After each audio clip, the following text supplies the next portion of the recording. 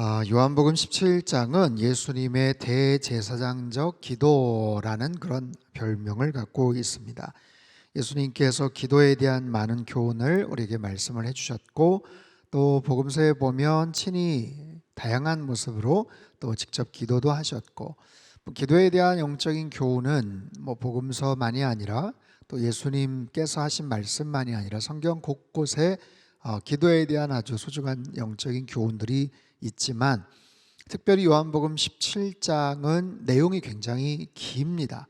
그리고 예수님께서 아주 중요한 그런 타이밍 속에, 즉 이제 겟세마네 동산에 올라가셔서 마지막 기도를 하시고 십자가의 그 정말 끔찍한 처형을 받으셔야 되는 바로 그 사건 직전에 하나님 앞에, 하나님 아버지 앞에 드렸던 그런 기도예요. 13장부터 13, 14, 15, 16장까지 최후의 만찬, 그 유월절 마지막 만찬 석상에서 제자들과 짧게는 한 3시간, 길게는 한 4시간 이상 보내셨던 그 내용이 아주 구체적으로 17장까지는 무려 5장에 걸쳐서 쭉 소개가 되는데, 그 중에 한 장, 17장을 예수님이 드리셨던 그 기도에 대한 내용으로 우리에게 소개가 되고 있어요. 크게 4부분으로 나눌 수가 있는데, 지난주에 살펴봤던 영화롭게 하소서라는 그런 부분입니다. 그것은 예수님 당신 자신을 위한 그런 기도입니다. 오늘 두 번째 파트는 보호하여 주소서, 그것은 그 앞에 있는 제자들을 위한 그런 기도예요. 그리고 그 다음 세 번째, 네 번째는 가고 오는 세대의 모든 성도들, 이 땅의 교회들을 위한 그런 기도로 그렇게 구성이 되어 있죠. 자, 오늘 본문은 보호하여 주소서, 제자들을 보호하여 주소서. 그 제자들에 대한 어떤 생각을 갖고 계시는가, 또 어떤 모습으로 하나님 아버지께 기도를 하고 계시나, 이 내용들을 우리가 살펴볼 텐데, 자, 예수님은 제자들을 어떻게 보시는가? 6절을 한번 띄워주세요. 6절 말씀. 세상 중에서 내게 주신 사람들에게 내가 아버지의 이름을 나타내었나이다. 그들은 제자들이에요. 아버지의 것이었는데 내게 주셨으며 그들은 아버지의 말씀을 지키었나이다. 예수님의 제자들을 주님께서 이렇게 표현을 하시고 평가를 하시죠. 제자는 누구다? 세상 중에서 아버지께서 나에게 주신 사람들이다. 그들은 본래 아버지의 것이었는데 나에게 주셨습니다. 그리고 그들이 아버지의 말씀을 지켰습니다 라는 거예요. 7절과 8절은 한번 같이 읽어보죠. 7절 8절 시작. 지금 그들은 아버지께서 내게 주신 것이 다 아버지로부터 온 것인 줄 알았나이다. 나는 아버지께서 그들에게 주었사오며 그들은 이것을 받고 내가 아버지께로부터 나온 줄을 참으로 아오며 아버지께서 나를 보내신 줄도 믿었사옵나이다. 자, 지금 예수님은 하늘 아버지, 하나님 앞에 기도를 드리는데, 아버지란 말이 계속 나오죠. 전체 17장에 한 54번인가 나오는데, 그들은 알았습니다. 무엇을 알았냐면 나에게 주신 모든 것이 다 아버지로부터 온 것인 줄 그들은 알았습니다 라는 거예요. 나에게 주신 모든 것, 하나님께서 나에게 주신 모든 것, 그 모든 권세, 그 능력, 그 모든 사명, 이 모든 것이 하나님으로부터 온 것이구나, 하나님께서 예수님에게 주신 것이구나 라는 것을 그들이 알았다는 거예요. 그리고 또 무엇을 알았냐면 예수님이 하나님 아버지로부터 오신 분임을 분명히 알았습니다 라는 거예요. 예수님이 하나님께서 보내신 분임을, 하나님의 아들이심을 그들이 알았습니다. 그리고 그들은 믿었습니다. 아버지께서 나를 보내신 줄도 믿었고 내가 하나님 아버지로부터 보냄받은 분임을, 아들임을 알았습니다 라고 그렇게 지금 이야기를 하세요. 여러분, 이 내용이 좀 복잡해 보이지만 쉽게 말하면 그런 겁니다. 예수님의 신성, 예수님의 인성, 예수님의 사역, 예수님이 지금까지 해오셨던 모든 일들을, 그리고 그 배경을 이들이 알았습니다, 그리고 믿었습니다 라는 그런 기도를 하고 계시는 거예요. 여러분 보십시오. 예수님의 제자들은 우리가 잘 알고 있는 것처럼 예수님이 직접 택하셨죠. 예수님께서 직접 한 사람 한 사람 부르셨죠. 물고기 잡고 있는 베드로와 그 제자들, 친구들을 부르셨죠. 세관에 앉아있던 세리 마태를 부르셨죠. 나를 따르라 해서 직접 하나씩 하나씩 부르셨어요. 그 제자들은 누구인가? 여러 지역에서 함께 모였지만 자기들끼리는 서로 안면도 있었고 또 친척이기도 하고 형제이기도 하지만 대부분 그 갈릴리 연안에서 살아가던 사실은 굉장히 평범한 사람들, 아주 평범한 사람들, 대단한 재력도 없고 탁월한 지식도 없고 뭐 어디 빼놓을 만한, 내놓을 만한 무슨 특별한 권력이나 자랑할 거리도 없는 지극히 평범한 그런 사람들이에요. 그런 사람들, 그런 한 사람 한 사람들을 예수님께서 택하셨지만, 예수님께서 뽑으셨지만, 예수님이 고르셨지만 근본적으로는 하나님이 주신 사람들입니다. 그것을 주님께서 고백을 하시는 거예요. 예수님 당신 자신이 뽑으셨지만, 선택을 하셨지만 그게 아니라 하나님께서 고르셨고 하나님께서 선택해서 나에게 주신 사람들이다. 하나님이 택정하여 주신 사람들이다. 아무나 뽑은 것도 아니고요, 적당히 대충 뽑은 것 아니에요. 하나님께서 앞서 미리 예정하셔서 나에게 주신 그런 사람들이다. 그렇기 때문에 나의 제자들이다라고 생각하시기 전에 이미 그들은 아버지의 것입니다. 하늘 아버지의 사람입니다. 하나님께 완전히 속해 있는 그런 사람들, 특별한 그런 사람들입니다 라고 주님께서 그 제자들을 지칭하셔요. 여러분, 이건 굉장히 사실 제자들로서는 송구한 이야기예요. 굉장히 몸둘 바를 모를 수 있는 그런 이야기입니다. 굉장히 그 제자들을 높여주고 계시는 그런 예수님의 말씀이에요. 야, 이런 칭찬을 받을 만한가? 우리가 이 정도 수준인가? 그렇지 않죠. 사실 그들은 굉장히 부족합니다. 한계가 많습니다. 그들 자신들도 아마 알 거예요.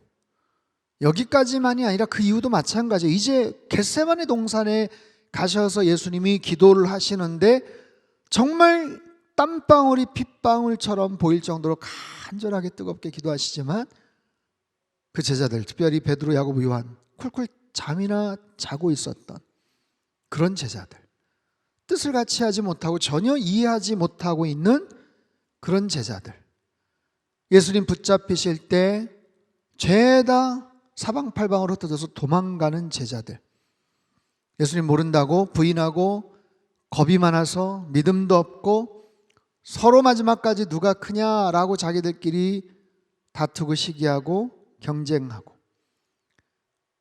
예수님 뭐 하시는 거야? 예수님 왜 붙잡히시지? 십자가 사건에 대해서 이만큼의 이해도 없었고 돌아가시고 나서도 부활하실 것이라고는 상상하지도 못했던 그들, 아니 3년간이나 그런 특별한 훈련을 받았음에도 불구하고 여전히 부족하고 여전히 부끄러운 모습을 가득가득 지니고 있는 그런 제자들이에요.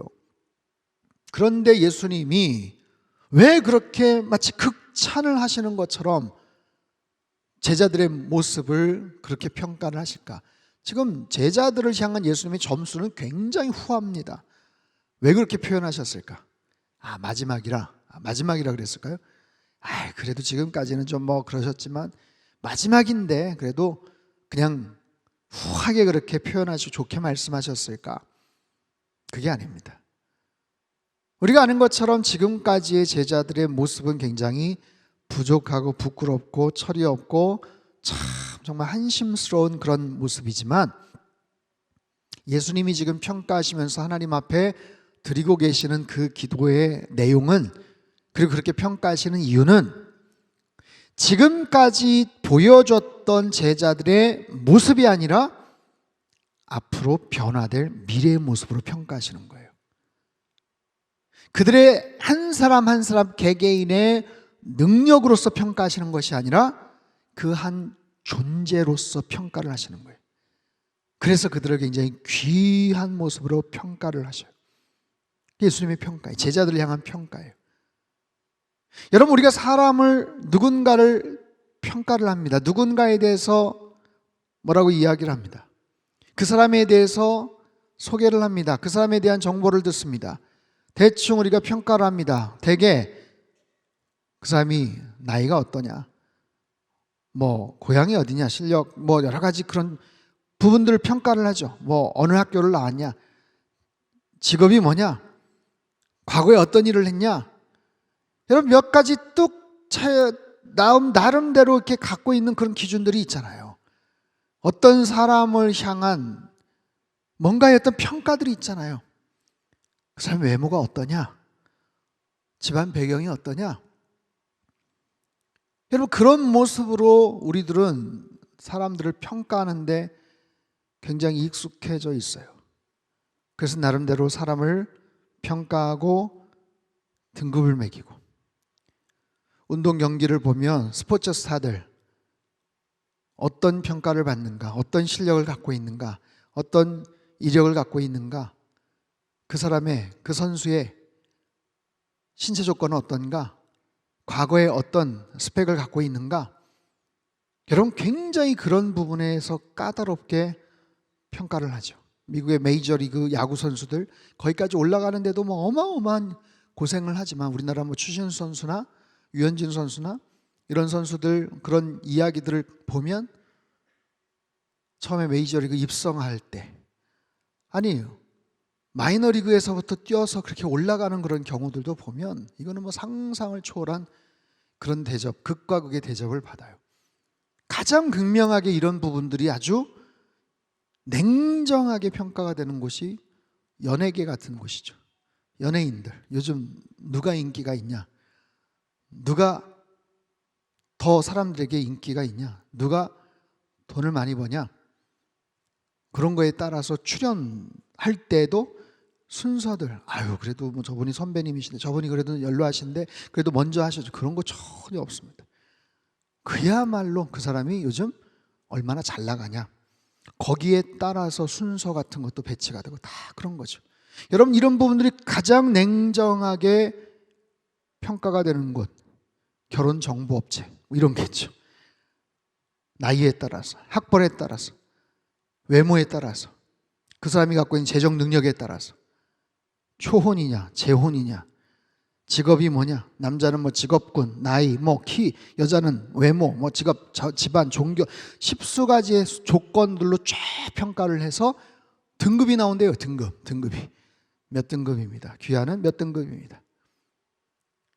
여러분, 사람을 그렇게 해서 면도날처럼 심사를 하고 그렇게 다 들여다보고 그렇게 평가를 하는 것이 과연 옳을까요? 그리고 그 사람을 정말 제대로 보는 걸까요? 이게 참 슬픈 현실이에요. 그러다 보니까 어린 아이들도 학원가에서 아니면 동네에서 같이 그렇게 어울리면서, 넌 어느 아파트 살아? 너는 너네 집 몇 평이야? 이런 거 가지고도 평가를 하고 그런다고 하잖아요. 잘 가, 학교에서 보자. 엄마가 네 친구니? 야, 쟤는 어느 아파트 사니? 쟤네 집안 가봤니? 여러분, 이게 참 슬픈 현실이죠.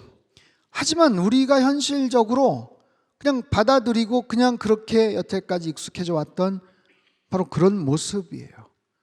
과연 그걸 가지고 그 사람의 진실된 속내를, 그 사람의 본질적인 모습을 제대로 평가를 할 수 있을까? 그렇지 않죠. 우린 대개 드러난 외형적인 부분만 가지고 평가를 합니다.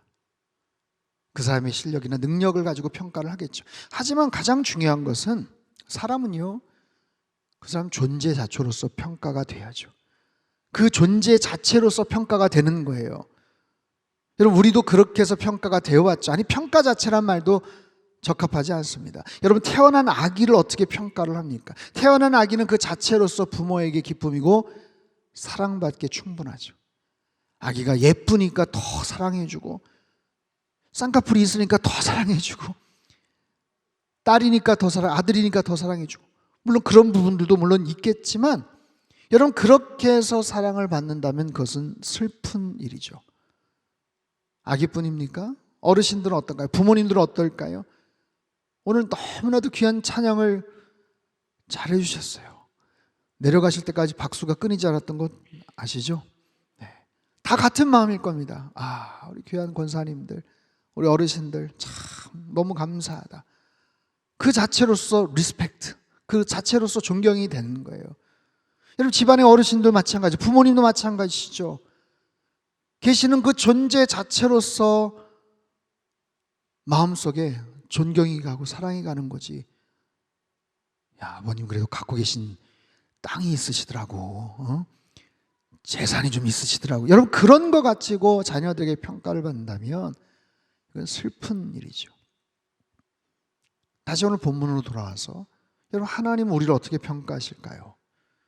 우리를 어떤 모습으로 우리를 평가하실까? 우리 존재 자체로 하나님 평가하시는 거예요. 창조 후에 보시기에 좋았더라 말씀을 하세요. 하늘의 해와 달과 별과 땅과 육지와 산과 나무와 땅에 기는 모든 동물들, 모든 물고기, 해양 생태계, 동식물들 하나같이 그 존재 자체로서 보기에 좋은 것이고 충분한 거예요. 아담과 하와를 만드시고 보시기에 힘이 좋았다. 우리들은 그렇게 상상을 합니다. 지구상의 가장 멋진 남자, 가장 아름다웠을 여자처럼 우리는 상상을 하지만 그렇지 않을 수도 있는 거잖아요. 너무너무 잘생겼기 때문에, 너무너무 예쁘기 때문에 하나님 보시기 좋았다?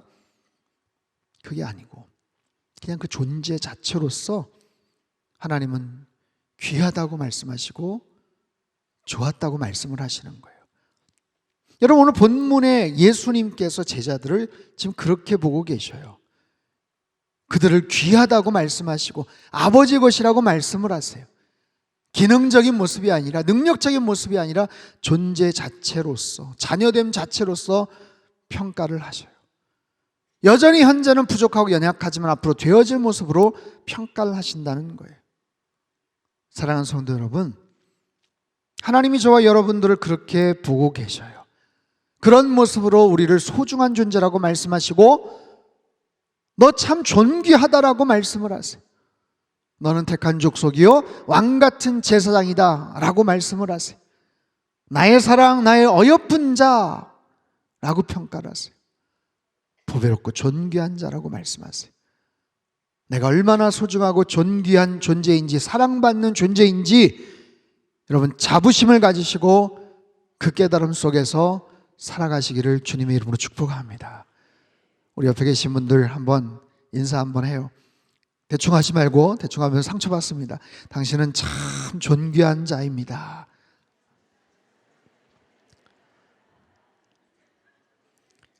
그냥 시키니까 그냥 마지못해 사시는 그런 거 아니죠? 여러분 정말 존귀한 자, 우리가 같이 있어서, 함께 있어서, 함께 아름다운 상단교회 공동체로 있기 때문에 귀하고 복된 거예요. 여러분 한 분 한 분으로 인해서 하나님이 기뻐하시고 영광 받으시는 줄 믿습니다. 그런 존귀한 자라고 여기시는 그런 제자들을 위해서 예수님이 구체적으로 기도하셔요. 그렇게 소중한 존재라면 어떻게 해야 될까요? 잘 지키고 보존해야겠죠. 이것이 예수님의 간절한 기도의 내용입니다. 9절과 10절 말씀, 9절 10절 같이 한번 읽겠습니다. 시작. 내가 그들을 위하여 비옵나니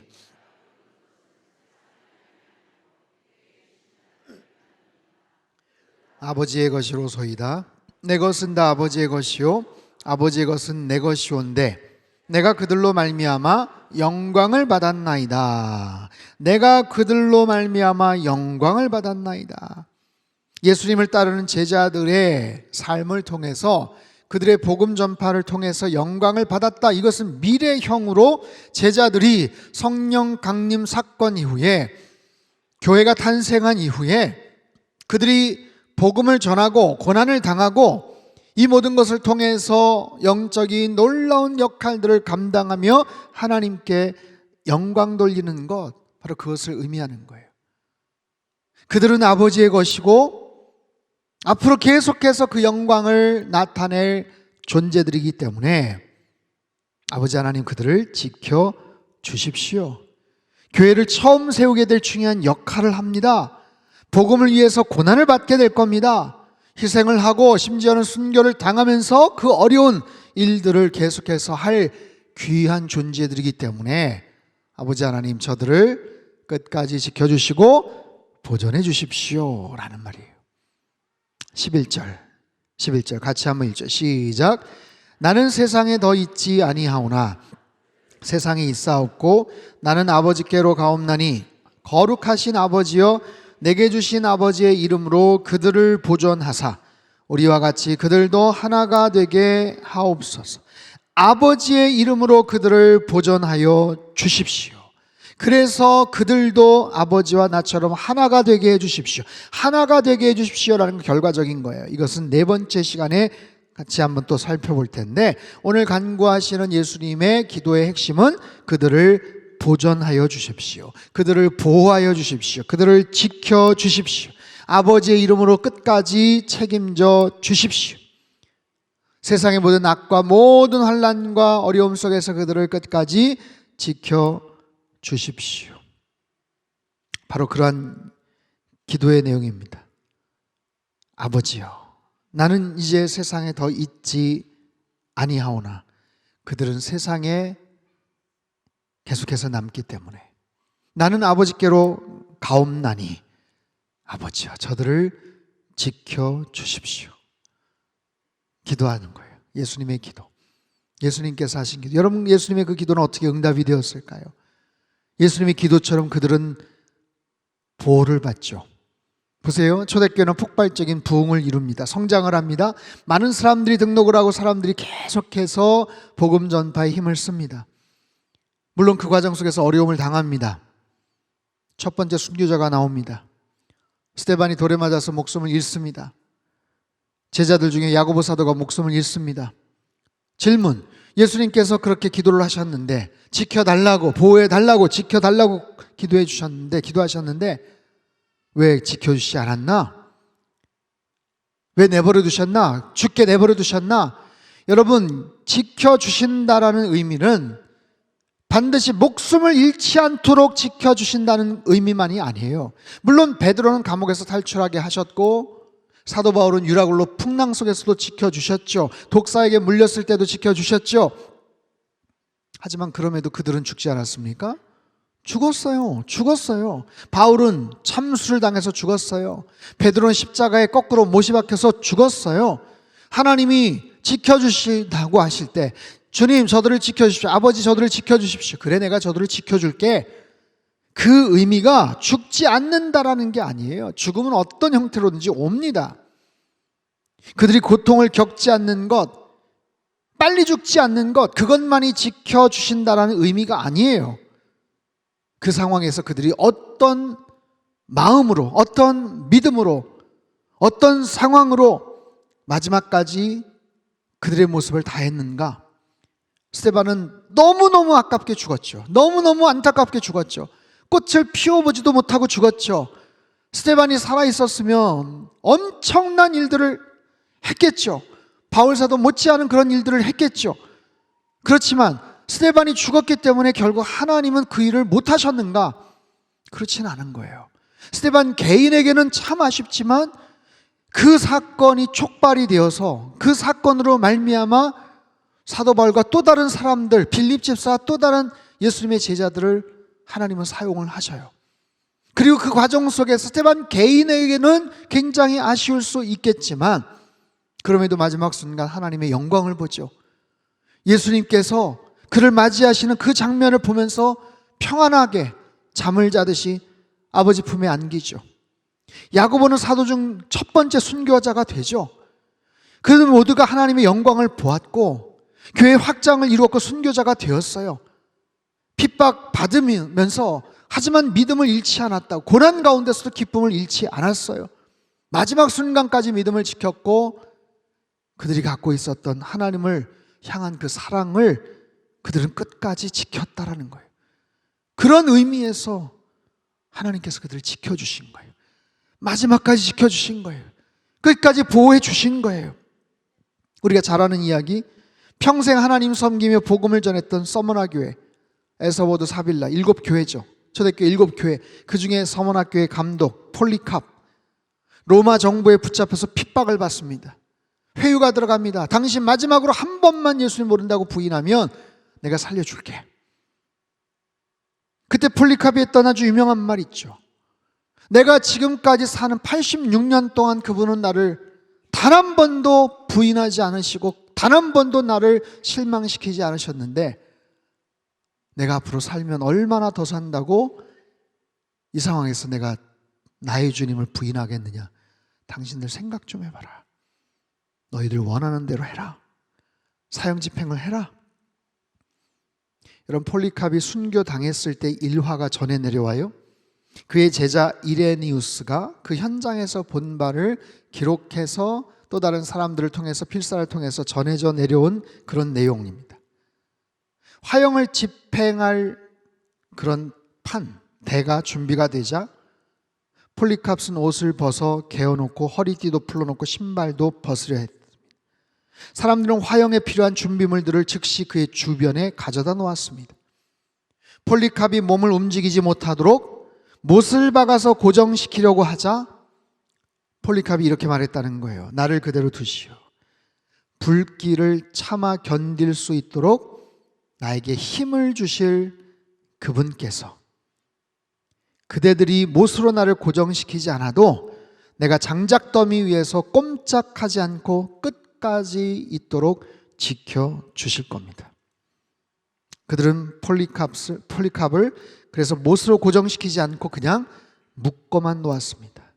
마치 희생제물로 드려지기 위해 많은 무리 가운데 뽑힌 어린 양과도 같이 양손이 뒤로 묶인 채 하나님께서 기뻐 받으실 제물이 될 채비를 하고 있었습니다.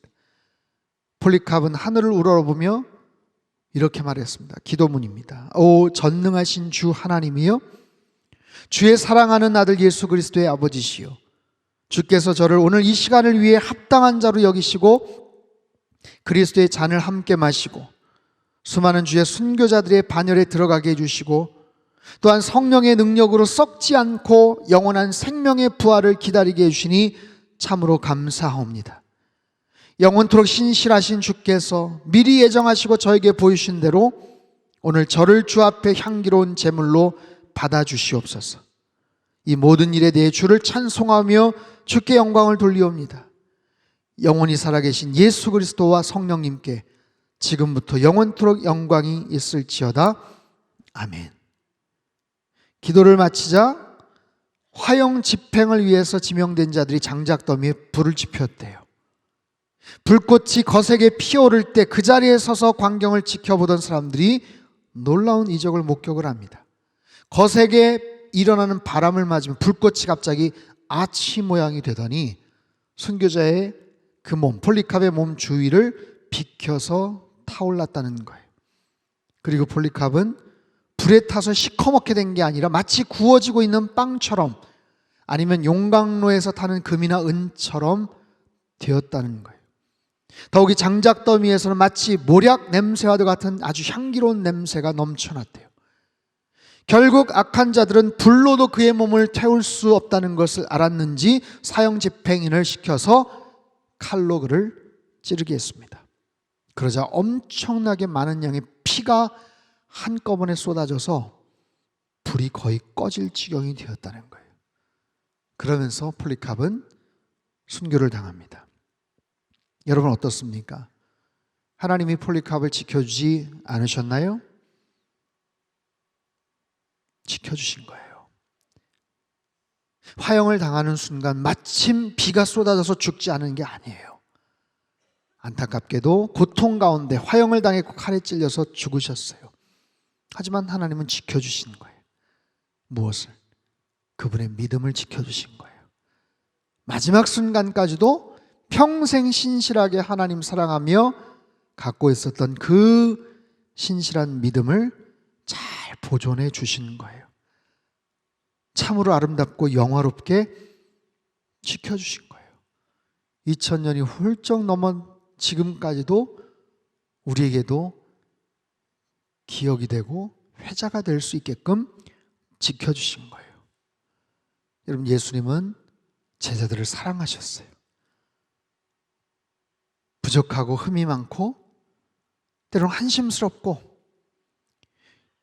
이런 베드로가 예수님 모른다고 부인할 때 예수님 마음이 얼마나 섭섭하셨겠어요. 누가복음에서는 눈이 마주쳤다라는 표현이 나오거든요. 야, 내가 알고는 있었지만 막상 이 상황을 접하니까 진짜 좀 그러네, 진짜. 응? 여러분, 예수님 마음 어떠셨을까요? 그럼에도 불구하고 예수님 끝까지 제자들을 신뢰하셨고, 아버지여, 이들을 통해서 하나님의 역사가 계속해서 기록될 수 있도록, 주님의 몸된 교회가 더욱더 견고하게 세워질 수 있도록 믿음을 지켜주시고 그들의 삶을 끝까지 지켜주십시오. 사랑하는 성도 여러분, 이러한 주님의 기도는 2000년 전 최후의 만찬 이후에 제자들을 위한 예수님의 그 기도만이 아니에요. 제자들만을 위한 기도가 아니에요. 바로 저와 여러분을 위한 기도이기도 합니다. 우리 한 사람, 여러분 한 분 한 분 주님께서 어떻게 바라보시는가? 너는 참 존귀한 자다, 소중한 존재다, 나는 너 때문에 살맛이 난다, 내가 너를 얼마나 사랑하고 기뻐하는지 몰라. 우리를 그렇게 소중한 자, 존귀한 자로 그렇게 지칭해 주시고 우리를 위해서 기도해 주셔요. 우리의 삶을 지켜달라고, 보호해달라고, 이 땅을 살아가면서 험난한 앞으로의 인생 길을 잘 살아갈 수 있도록 주님께서 기도하시는 거예요. 여러분, 앞으로 펼쳐질 우리의 인생의 미래, 앞으로 펼쳐질 미래 사회가 여러 가지 과학 기술의 발달과 더 좋은 모습의, 편리한 모습의 여러 가지 진보된 그런 기술들이 계속해서 쏟아져 나오지만 우리가 보면서 마음 한켠이 불안해지는 마음들이 있잖아요. 야, 빠르고 편리할 것 같긴 한데 너무 인간미가 없고, 야, 도대체 어떻게 거기에서 이 빠른 흐름들을 쫓아가면서 살 수 있을까? 그런 생각이 드는 거예요. 우리 어린 자녀들 유아세례 몇 주 전에 받았죠? 어린 아이들에게 너는 하나님의 사람이니라, 얼마나 예쁩니까? 이제 태어난 지 불과 얼마 되지 않은 그런 아이들. 여러분, 2025년이죠. 걔네들은 2100년까지 살아요. 2100년까지. 2100년이 돼도 올해 태어났으면 이제 75살? 2100년이 되면 2100년에 도대체 세상이 어떻게 될까 몰라요. 야, 2100년까지 살아, 너네 참 좋겠다, 이런 마음도 있지만, 그래, 잘 살아야 된다 너희들, 뭐 그런 마음이 있는 거예요. 야, 우리들은 여기까지 잘 왔지만 너희들 앞으로 잘 살아야 된다, 하나님 이 어린 것들 지켜주십시오, 이런 그런 마음이 드는 거예요. 이런 마음이 드는 거예요. 하나님, 우리의 앞길을, 우리의 미래를 지켜주십시오. 여러분, 우리의 인생의 하루하루의 모든 삶의 여정이, 여러분, 어쩌면 우리의 어떤 삶의 그런 그 바운더리, 우리 환경이 그래도 여러 가지 안정적이고 평온한 그런 사회 질서 가운데서 살아가니까 우리들은 그나마 마음 편안하게 이렇게 지내지만, 오늘날에도 지구 곳곳에는 정말 척박하고 어려운 환경 속에 살아가는 사람들이 얼마나 많은지 몰라요. 환경적인 어려움 속에서 살고, 경제적인 어려움 속에서 살고, 정치적인 불안정한 그런 상황 속에서 살고, 정말 힘들고 어려운 그런 상황 속에서 내일 일에 대한 염려와 걱정들, 내 신변의 안전에 대한 그런 염려와 두려움들 갖고 살아가는 사람들이 얼마나 많은지 몰라요. 그런 한 사람 한 사람들이 이 기도의 제목들, 주님께서 아버지 저들을 지켜주십시오 라는 이 기도의 내용들을 그들이 보면 여러분, 그 느낌들이 훨씬 다르지 않겠어요? 설교 마치고 찬양을 할 건데, 하나님은 너를 지키시는 자, 낮의 해와 밤의 달이 상치 않도록 우리들을 지켜주시는 거예요. 이스라엘 백성들을 40년간 광야에서 지켜주셨던 그 하나님, 그 광야에서 발이 부릅지 않도록 의복이 헤어지지 않도록 지켜주셨던 그 하나님, 어디로 가야 되는지 알지 못하고 어느 만큼 내가 이곳에 머물러야 되는지도 알지 못하지만 아버지 하나님께서는 불기둥과 구름기둥으로 정확하게 그들의 앞길을 인도하셨고 만나와 메추라기로 그들을 먹여주셨던 여호와 살아계신 하나님 아버지가 바로 저와 여러분의 하나님이신 줄로 믿습니다. 그 하나님께서 우리의 삶을 여기까지 인도해 주셨고 앞으로도 책임져 주시고 지켜 주실 줄 믿습니다. 여러분, 독일 개신교 찬송가 뒤에 있는 기도문이 있어요. 길 떠나는 이들을 위한 기도, 길 나서는 이들을 위한 기도문인데, 이 기도문을 한번 천천히 같이 한번 읽어보도록 하겠습니다. 길 나서는 이를 위한 기도. 주님이, 시작. 주님이 그대 앞에 계셔서 그대에게 바른 길 보이시기 바랍니다. 주님이 그대 곁에 계셔서 그대를 팔로 껴안아 지키시기 바랍니다. 주님이 그대 뒤에 계셔서 못된 사람들의 나쁜 계획에서 그대를 보전하시기 바랍니다.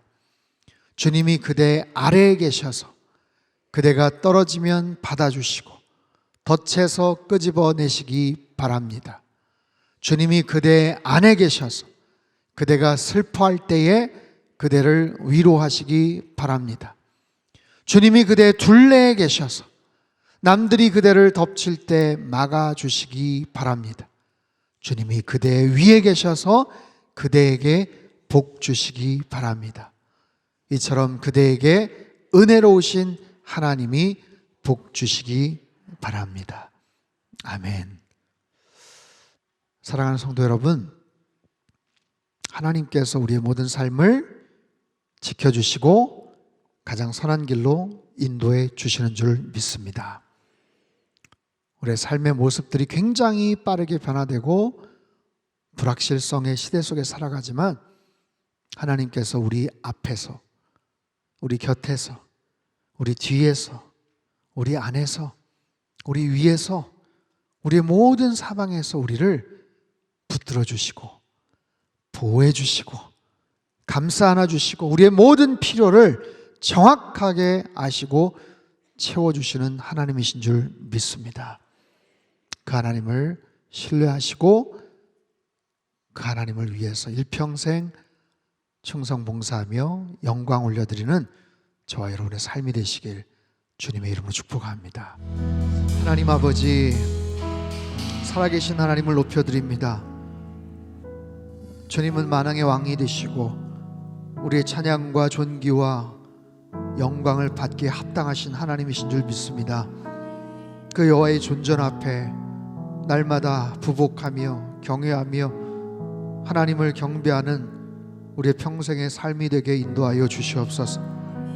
말씀을 듣고 기도하며 찬양하며 주님을 높여드리는 우리 귀한 하나님의 거룩한 백성들, 주님께서 한 사람 한 사람을 얼마나 귀한 존재로 존귀한 자로 여기시는지 다시 한번 마음속 깊이 깨닫기를 원합니다.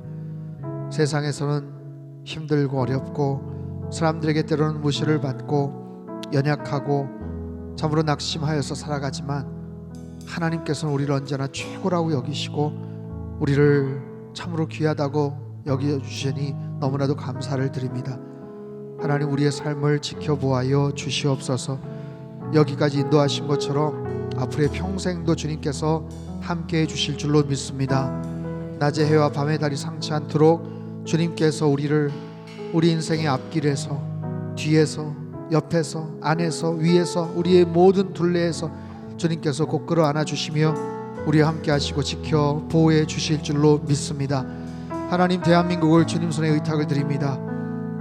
정말 격동의 시기를 보내왔고 지구상에서 가장 가난했던 전쟁의 참상 가운데 빠져있던 나라를 하나님께서 지켜주셨고 여기까지 이끌어주셨습니다. 대한민국 국민들 그 지독한 열심과 성실함과 서로를 생각하는 착한 마음들이 하나님 지금 많이 부서져 있습니다. 갈라져 있고 서로를 향해서 질타하고 손가락질을 합니다. 다음 주에 탄핵 선고에 대한 여러 가지 중요하고 의미 있는 결과들이 나올 터인데, 하나님 어느 쪽은 승자이고 한쪽은 패자이고 그런 모습처럼 누구는 웃고 누구는 울고 그런 시비가 교차되는 그런 결과가 되지 않기를 원합니다. 그 모든 국민들 하나같이 다 나라를 생각하는 마음이고 우리 민족을 사랑하는 그런 마음인 줄 믿습니다. 하나님, 이만큼 어려움 가운데 있었사오니 이제는 그들의 마음을 치유하여 주시고 회복시켜 주시옵소서. 위로하여 주시옵소서. 하나 되게 하여 주시옵소서. 다시 일어나게 하여 주시옵소서. 하나님, 악한 분열의 영들이 다 떠나가게 하여 주시옵소서. 서로를 욕하고 서로를 갈라치게 만드는, 비방하게 만드는 모든 악한 사단의 영들이 다 떠나가게 하여 주시옵소서. 하나님, 대한민국이 다시 일어서게 하시고 하나 되게 도와주시옵소서. 하나님께서 지켜주시고 보호해 주실 줄로 믿습니다. 환우들을 위해서 기도했습니다.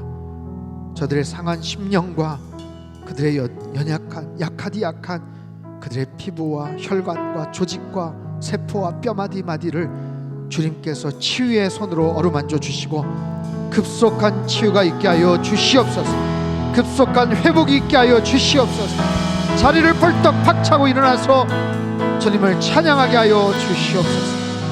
우리 가정이 언제나 하나님을 경외하는 가정 되게 도와주시고 말씀이 중심되는 복된 가정 되게 하여 주시옵소서.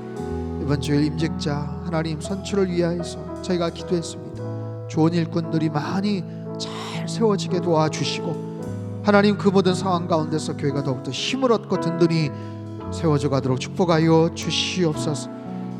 1호 양관 구입을 위한 여러 가지 정보와 이 필요성들이 더 많이 소개가 되게 하시고 더 많은 분들이 힘을 합치게 하시고 정성을 모으게 도와주셔서 120년 전에 이 땅에 와서 귀한 사역을 하셨던 민노아 선교사님, 그 양관 하나하나를 세우고 만드는데 얼마나 많은 어려움들이 있었겠습니까?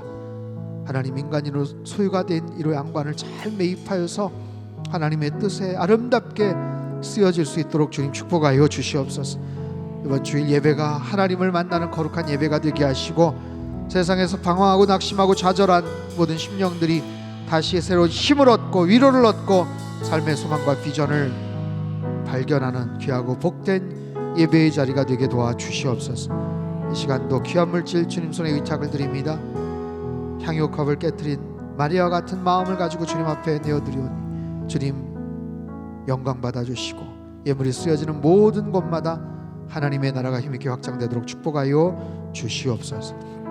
이제는 우리 주 예수 그리스도의 크신 은혜와 하나님 아버지의 극진하신 사랑하심과 성령님의 교통하심의 역사가 우리를 언제나 존귀한 자로 여기고 우리의 모든 지나간 과거부터 현재까지 또한 앞으로 살아갈 모든 인생의 모든 순간을 지켜주시고 보호해주시고 함께 하실 주님께만 온전히 영광 돌리며 살기를 간절히 소망하고 결단하는 예배드린 주의 백성들, 그들의 가정과 일터와 건강과 자녀들이 앞길 위해 이 나라 민족을 타진 모든 열방 위에 이제로부터 영원토록 함께 하시기를 간절히 축원하옵나이다. 아멘.